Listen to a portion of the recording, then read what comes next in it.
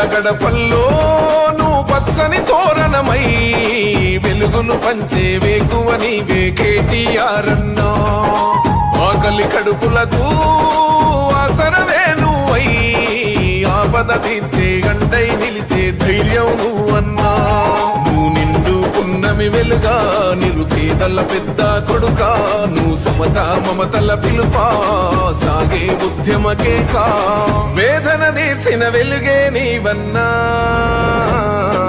Anna Ramanna Taraka Ramanna.